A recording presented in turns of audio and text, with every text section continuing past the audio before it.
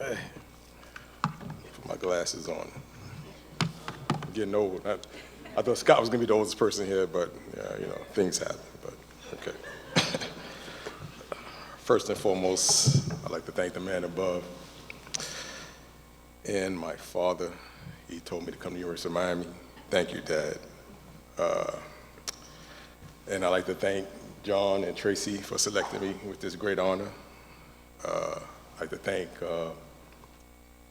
Coach Erickson and the coaching staff, especially Coach Woods, for pushing me to where I could get to the point in my career where I'm wearing this jacket and also feel kind of big. So thanks to the keto diet. I've been dieting, so.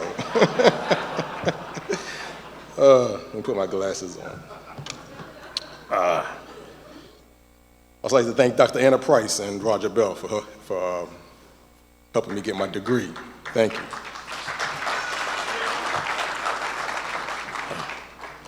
Thank my mother, who's been there since day one, taking me to football practice 2 or 3 times a week, Saturdays and Sundays.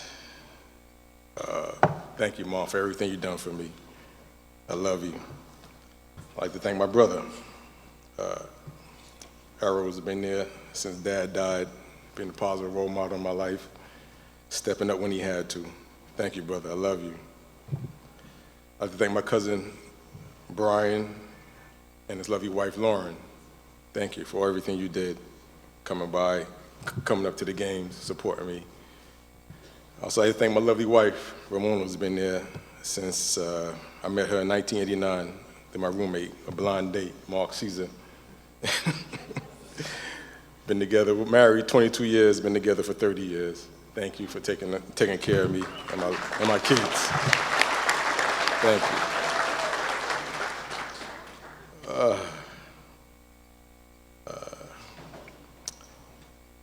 When I first came here, I wasn't heavily recruited. I was going through the Hick Center with all the rest of the players, and I met this coach, Coach Don Solinger, and I just told him this recently. I was meeting over there having a couple of drinks, but, and when I first met him, he's like, I'm Steve McGuire from Brooklyn, New York. He looked at me like I was from Mars. He said, Brooklyn, New York? He said, I thought they canceled football in New York City. I didn't even know they had football fields in New York City. I said, Coach, yeah, we play football in New York City. And ever since that moment on, that kind of motivated me, to represent New York. And I'll never forget my freshman year, my first big game I had against East Carolina. I had over 100 yards and 4 touchdowns. And so I'm, feeling good that week. And Darren Handy, offensive lineman, comes up to me. He goes, so what, rookie? You ain't done nothing yet. Do it against a real team. I said, man, I'm just getting some press during the week. I'm feeling good about myself. You ain't do nothing yet. So, following week, next week, the following week, we played Pitt. That game was a nationally televised game. Had another 100 yards and a touchdown. So here comes Darren Handy again. So what, rookie? Let's see what you do this week. This week is Notre Dame week. I said, man, what's wrong with this guy? I turned to my fellow running back, Alex Johnson. I said, Alex, what's wrong with this guy? He said, man, don't worry about it. Darren Handy's crazy, man. Don't worry about it, man. So that week, Notre Dame week comes. I had 80 or 90 yards, made the cover of Sports Illustrated and a touchdown. So Darren Handy, passed me by in the locker room. He ain't say nothing to me. All right? He didn't say nothing to me for the rest of the season. He just gave me the look, like, okay, now you've been accepted. This is Miami.